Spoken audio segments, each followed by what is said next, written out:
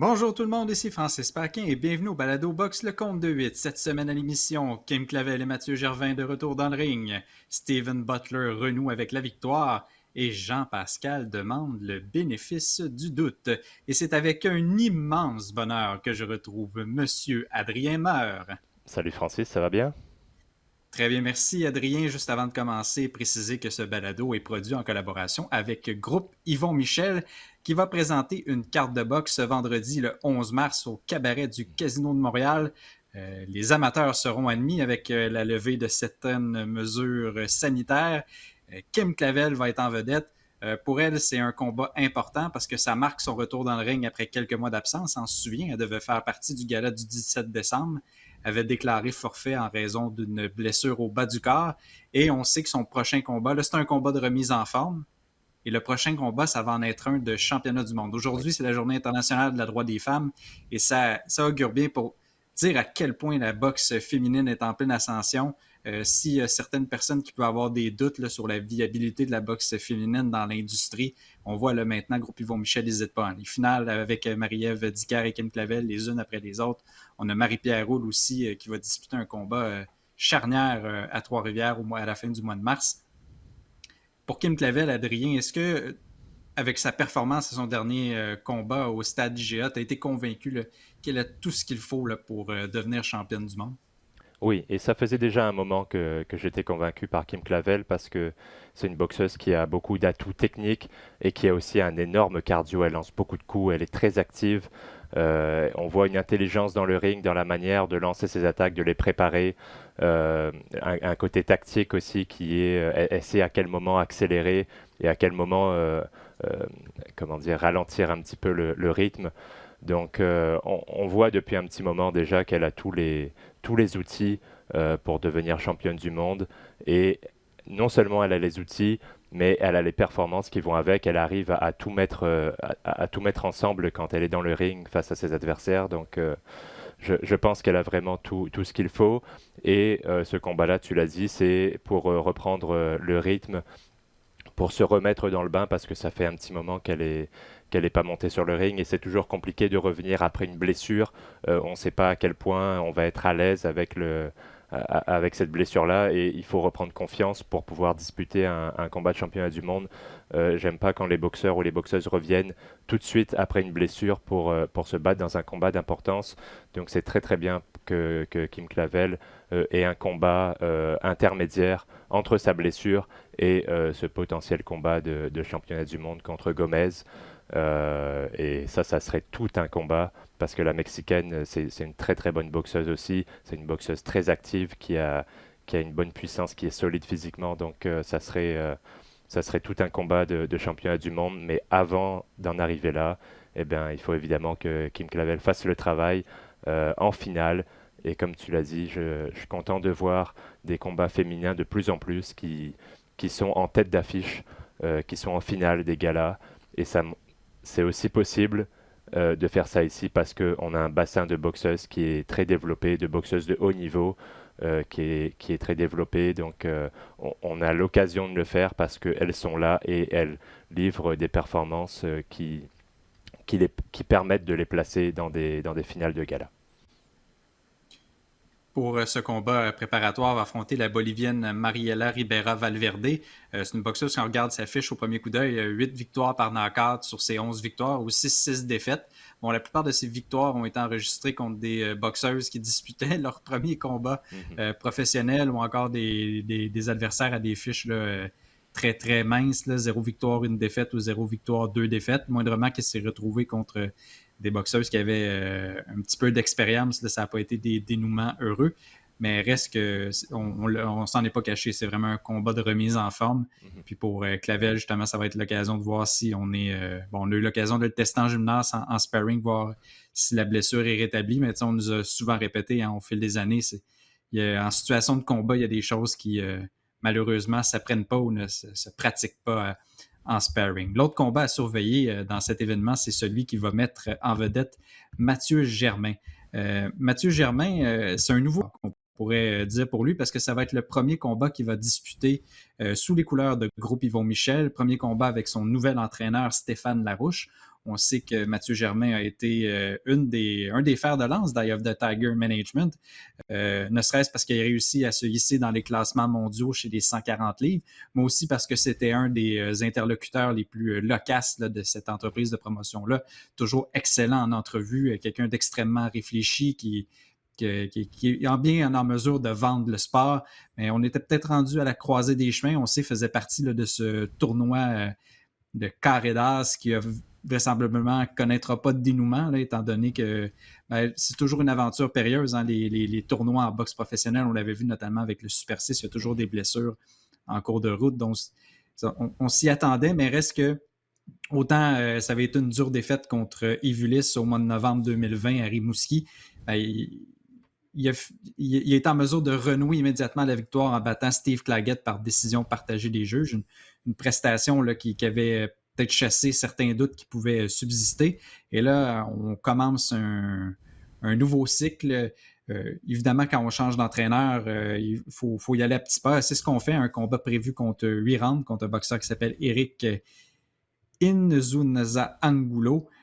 Ça va vraiment être une occasion là, pour Mathieu Germain là, d'essayer les choses, mettre en pratique, de voir comment la relation avec Stéphane Larouche va commencer. Mais ce dernier, on a vu passer des boxeurs dans son gymnase, c'est extrêmement enthousiaste dans la mesure où c'est le fun d'avoir un boxeur qui est à maturité d'une certaine manière, à qui on n'a pas besoin d'expliquer 1 million de choses. Il sait exactement ce qu'il a à faire, il sait ce que le travail représente, puis il était agréablement surpris de voir à quel point, malgré le fait que Mathieu Germain, rajeunit pas, déjà début trentaine, beaucoup de combats derrière la cravate, mais encore, on dirait, la fougue et la détermination d'un jeune premier. Donc, j'ai hâte de voir qu'est-ce que cette association-là va faire parce que Stéphane Larouche a prouvé qu'il est capable d'ajouter sa touche puis de changer un peu les boxeurs, même si c'est un travail de longue haleine. Dans le passé, Adrien, tu nous as tellement expliqué à quel point c'est compliqué là, de mettre en pratique certaines choses, mais je suis vraiment curieux de voir où cette association-là va mener entre Mathieu Germain et Stéphane Larouche. Et ben moi aussi, parce qu'on connaît toutes les qualités de Stéphane Larouche, et tu l'as dit, Mathieu Germain est quelqu'un de très réfléchi, de cérébral, et c'est le genre de boxeur qui va bien assimiler de nouvelles consignes, de nouvelles manières de pratiquer, de s'entraîner. Je pense que cette association peut avoir un effet rapide sur la boxe de Mathieu Germain. Généralement, je pense qu'il faut attendre deux combats, à peu près au moins 2 camps d'entraînement plutôt, pour voir les effets d'un entraîneur, les ajouts d'un nouvel entraîneur sur le style d'un boxeur. Mais avec Mathieu Germain, je pense que ça pourrait arriver peut-être un petit peu plus vite, justement parce que c'est quelqu'un qui est comme ça très à l'écoute et qui est ouvert à de nouvelles choses. Je pense que c'est le type de boxeur, le type de personnalité qui va s'adapter rapidement à un nouvel entraîneur. Et quand on connaît le parcours de Stéphane Larouche, on peut que s'attendre à avoir une version améliorée de Mathieu Germain. Et tu as parlé de ses derniers combats. Ça a été dur physiquement pour lui. Il y a eu des combats avec beaucoup de coups échangés, encaissés. Il est toujours allé chercher des gros défis et toujours allé affronter l'adversaire le plus coriace possible. Et donc, dans son cas, d'avoir un adversaire de niveau un peu moindre pour pouvoir non seulement travailler les nouvelles choses apprises à l'entraînement, mais aussi pour se remettre un petit peu de toutes ces années qui ont été un peu plus compliquées. C'est pas plus mal. C'est dur d'être toujours sur le devant de la scène et à 100% contre des adversaires, les meilleurs adversaires possibles. Des fois, il faut prendre un petit pas de recul, avoir un combat, je ne veux pas dire facile, là, mais un petit peu moins compliqué, où il y a un peu moins de risques de défaite et de se faire malmener physiquement pour ensuite repartir de l'avant. Je pense que c'est une bonne chose pour lui d'avoir ce combat. Pour toutes ces raisons et aussi parce qu'on a vu énormément de boxeurs qui étaient inactifs pendant cette pandémie et qui ensuite, à leur premier combat de retour, ont connu beaucoup de difficultés parce que, on le répétera jamais assez, rien ne remplace le ring. Vous pouvez faire autant de sparring que vous voulez, autant de séances d'entraînement, il n'y a rien qui va remplacer un véritable combat. Et pour ces boxeurs qui ont eu du mal, comme à peu près tous les boxeurs au monde, mais du mal à trouver des adversaires et des combats pendant ces 2 ans de pandémie, c'est pas plus mal d'avoir des combats de retour, des combats de reprise comme ça avant de passer aux choses sérieuses. Et écoute, je suis content que après son départ de d'Eye of the Tiger, Mathieu Germain ait pu retrouver un promoteur rapidement et revenir rapidement sur le devant de la scène parce que c'est un boxeur qui nous a donné de très bons combats dans les dernières années. Ça aurait été dommage qu'il soit mis à l'écart un petit peu. Donc là, il revient tout de suite. Il revient rapidement sur les rings et dans un bon gala. Donc je suis content de le revoir en action. Parlant de changement d'entraîneur, Adrien, Steven Butler en a Ouais. effectué un. C'est pour lui un retour aux sources. Se battait sur la carte d'Eye of the Tiger Management qui a été présentée le jeudi dernier au cabaret du Casino de Montréal. C'était le premier gala où il y avait des spectateurs, il y avait énormément d'ambiance, ne serait-ce que parce qu'Éric Bazinian se battait en finale. On sait qu'il y a toute la communauté arménienne qui est derrière lui, beaucoup de bruit, des partisans connaisseurs. Là, on sentait vraiment là, ce que les amateurs amènent sur place quand un gala de boxe est présenté. Je m'attarde au cas de Steven Butler parce que on surveillait de près, ne serait-ce que parce que ça faisait un bon bout de temps qu'il ne s'était pas battu au Québec. Hein, ça remontait à septembre 2019. D'ailleurs, c'était sa dernière victoire. Il s'est ensuite battu au Japon contre le champion de la WBA des poids moyens, Ryota Murata. Ensuite, s'était battu au Mexique, pandémie oblige. Il avait subi une défaite surprise par arrêt de l'arbitre au 5e round. Ce combat-là, ça a été le seul avec Mike Moffa.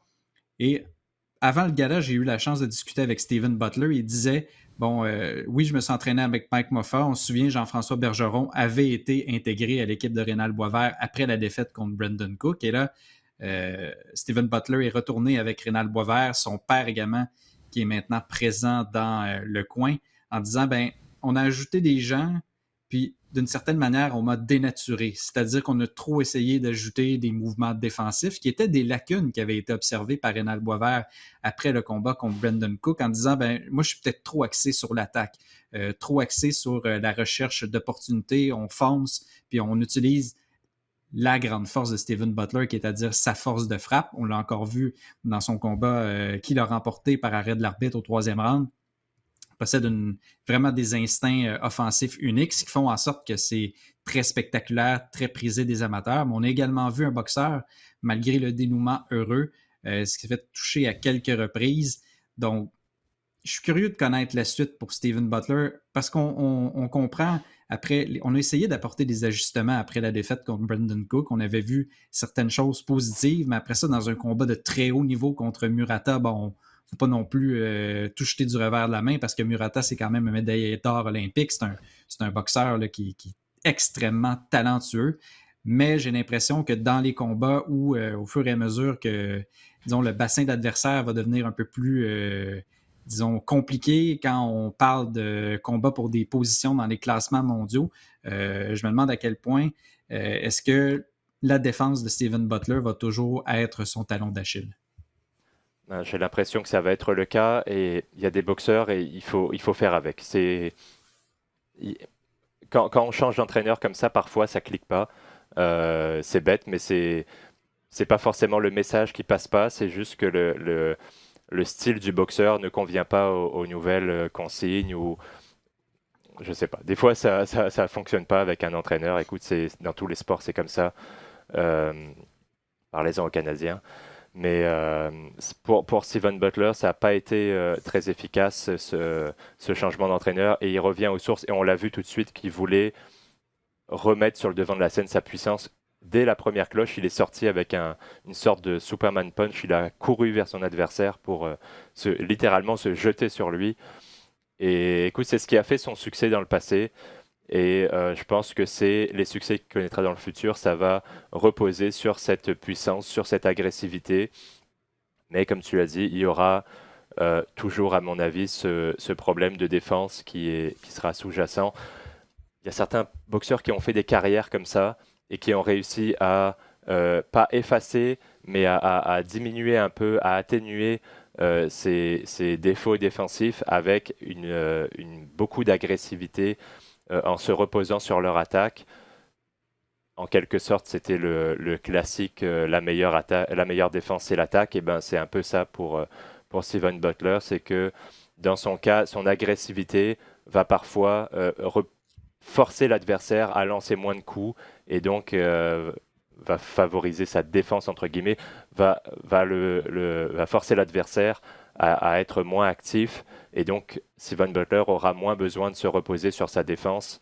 Euh, mais bon, c'est quand même quelque chose qui est dommageable pour son futur, qu'il n'ait pas réussi à assimiler tous ces mouvements défensifs, cet aspect de la boxe qui est quand même très très important, là, on se le cachera pas.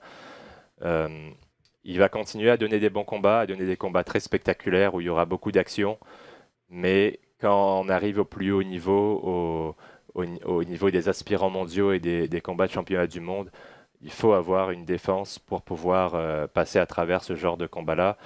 Donc peut-être qu'il va s'améliorer au fur et à mesure. Il sera jamais un grand boxeur défensif, mais il pourra peut-être ajouter des petites touches ici et là. Mais comme j'ai dit, je pense que le meilleur moyen de moins exposer ses problèmes défensifs, ça va être d'être très offensif, très agressif et de lancer beaucoup de coups. Ça va faire en sorte qu'il va être ouvert aussi en défense. Donc c'est un couteau à double tranchant. Mais c'est un petit peu comme, bon, sans vouloir comparer le style ou la qualité des deux boxeurs, mais c'est un peu ce qu'on avait avec Arturo Gatti. On lui a jamais demandé d'être un Floyd Mayweather, d'être un boxeur qui esquive les coups, qui se déplace. On savait qu'il allait, allait partir à la guerre et que souvent il allait gagner, mais que parfois il allait perdre, mais que dans tous les cas il allait prendre des coups.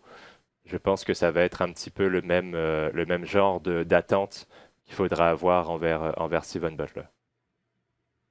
Et un petit mot rapide sur Eric Bazignan. Hein, son combat passé très très près de ne pas en avoir lieu parce que son adversaire Reynaldo Paniaga a eu la brillante idée de se présenter 10 livres au-dessus de la limite permise à la pesée, donc pesait 178 livres. Bazignan pesait lui 167 livres et un quart.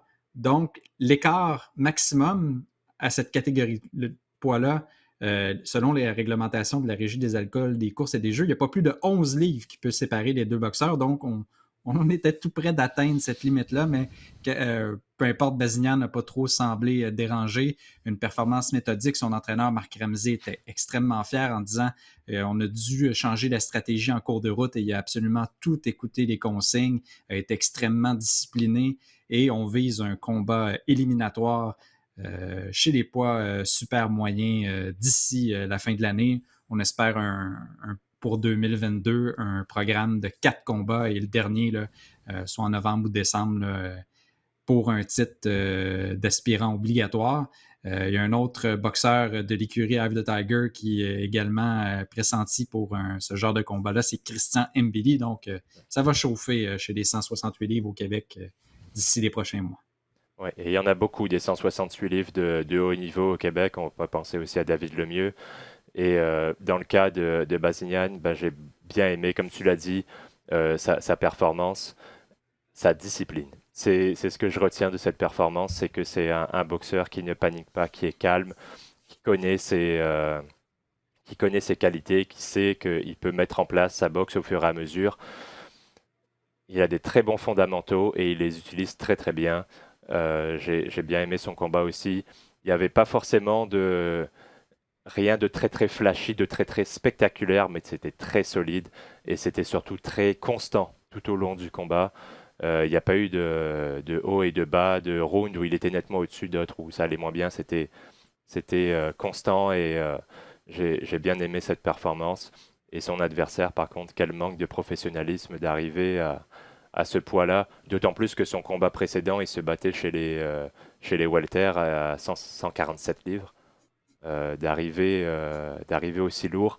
On dirait quasiment qu'il a fait exprès de savoir que c'était 11 livres. Bah, il est arrivé juste peut-être une demi-livre en dessous de la limite qui aurait fait qui aurait fait annuler pardon, le combat. J'ai l'impression il n'a pas essayé de faire le poids et j'ai l'impression qu'il a fait exprès pour avoir un avantage en début de combat, un avantage au niveau de la puissance pour pouvoir être plus lourd que l'adversaire et frapper plus fort en début de combat. Je pense que c'était un coup de poker. Il s'est dit, je suis all-in dans les premiers rounds, j'arrive plus lourd et j'essaye de le mettre KO. Et ben écoute, ça s'est pas passé comme ça pour lui. Mais ça doit être enrageant pour un promoteur d'avoir d'avoir un gars comme ça, tu sais que son dernier combat, il a fait 147 livres, qu'il est tout à fait capable d'arriver à la limite des super moyens, 20 livres plus lourds. Et ben non, il arrive 30 livres au-dessus, ça doit être désespérant. Mais Bazignan a fait le travail et on peut oublier cet adversaire et le mettre derrière lui. Je pense qu'il recevra plus de coups de fil venant du Québec, mais c'est tant pis pour lui. Et c'est tant mieux pour Éric Bazignan qui, à mon avis, va continuer à monter les échelons. J'ai bien hâte de voir jusqu'où il peut aller parce qu'on voit très peu de défauts dans sa boxe. On ne voit pas de crack dans l'armure, si tu veux. C'est très complet, très solide et je suis assez impressionné par ce jeune. En terminant, Adrien, dernier sujet, c'est des nouvelles de Jean Pascal. Et oui, l'ancien champion du monde qui a confié à la presse, avait clairement préparé sa sortie, accorde une entrevue au journaliste Jean-François Théotonio dans laquelle il nous dit tout d'abord qu'il va affronter le Chinois Meng Fenlong ce printemps en Floride. La confusion a un peu, disons, éclaté parce que on a annoncé un combat entre Meng et Sergei Kovalev qui va faire son retour mais chez les poids lourds légers, donc limite de 200 livres. Le combat devait avoir lieu au mois de mars. Là, le promoteur Triller, qu'on sait, se spécialise dans les événements de pugilat et de musique en même temps, déplacé. Là, il y a eu de la confusion. Meng s'est engagé avec Jean Pascal. Là, finalement, Kovalev, on lui a déniché un nouvel adversaire. Et ça va être un combat qui va être présenté en Floride, comme je le disais. Et surtout, c'est que Jean Pascal, dans cette entrevue-là, dit qu'il a maintenant la preuve, une preuve capillaire, comme quoi il n'a pas ingéré les produits dopants. On sait 4 produits interdits qui avaient été trouvés dans son organisme après le combat contre Badou Jack. Combat qui avait été présenté en décembre 2019 à Atlanta, que Pascal avait remporté pour conserver sa ceinture régulière des mi-lourds de la WBA. On ne sait pas à quel poids là, Jean-Pascal va faire son retour, mais reste qu'il nous dit, c'est ça, les mêmes tests que Canelo, des tests qui coûtent très cher, là, qui prouvent que les substances étaient trop dans une infime quantité pour qu'il les ait ingérées volontairement. Cette explication-là a toutefois été un peu, disons, je pourrais dire, minimisée par Christiane Ayotte, qui est la grande spécialiste de l'antidopage ici, pas seulement au Québec, au Canada, mais dans le monde entier, à la tête du laboratoire là, de l'agence antidopage mondiale. Donc, ce qu'elle dit, c'est qu'on ne peut pas mettre en doute un test urinaire positif sur la base d'un test de cheveux. Et je pourrais résumer, là, vous irez lire cet excellent papier, mais ce que Jean-Pascal nous demande, c'est ce qui est bon pour Minou est bon pour Pitou. Si on a pardonné d'une certaine manière à Canelo, il faut lui pardonner grâce au test capillaire. Les gens qui nous suivent, Adrien, savent que tu as été particulièrement, je dirais, ironique avec les explications de Canelo au fil des ans. Ouais.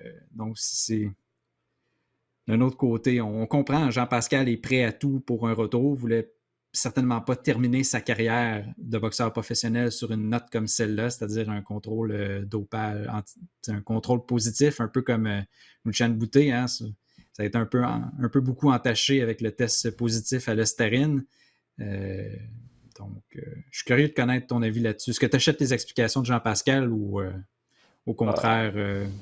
Pas vraiment, non. Désolé, mais je les achète pas vraiment. Bon, il va avoir droit à une nouvelle chance, tant mieux pour lui, mais ça enlèvera pas cette tâche à son dossier. Quand c'est 4 substances qu'on retrouve dans ton système, c'est pas un hasard et c'est pas une erreur de la part du laboratoire. Bon, il a été suspendu, il a fait son temps, il va revenir. Il a tout à fait le droit de le faire et il a été suspendu plus longtemps que d'autres. Je vous rappelle que Canelo, lui, avait été suspendu 6 mois alors que son prochain combat était prévu pour 8 mois plus tard. Donc, ça remet un petit peu les choses dans le contexte. La boxe n'est pas la meilleure pour suspendre longtemps les fautifs. C'est quand même différent de suspendre, par exemple, un joueur de hockey, un joueur de soccer ou un sportif qui a des compétitions qui reviennent régulièrement toutes les semaines ou toutes les 2 semaines. Les boxeurs, c'est une fois tous les 6 mois au plus. Donc, quand on suspend un boxeur 6 mois, ben, en fait, on ne le suspend pas vraiment. Donc, là, la suspension a été réelle dans le cas de Jean-Pascal. Il a fait son temps un peu comme un prisonnier, entre guillemets, là, un condamné. Maintenant, il revient et il a tout à fait le droit de le faire et c'est légitime. Donc, j'attends bien de voir à quel point il va se battre si ça va vraiment être contre Fan Langmen, le chinois, parce que ça a été un peu nébuleux. Et quand tu as parlé de Thriller, je pensais que tu allais dire qu'il se spécialisait dans les événements repoussés, annulés, etc. Parce que ça a été toute une aventure avec eux. Kambosos contre Teofimo Lopez, par exemple, qui a été repoussé 4 ou 5 fois. Euh, donc on ne sait jamais trop à quoi s'attendre avec Thriller, mais je lui souhaite qu'il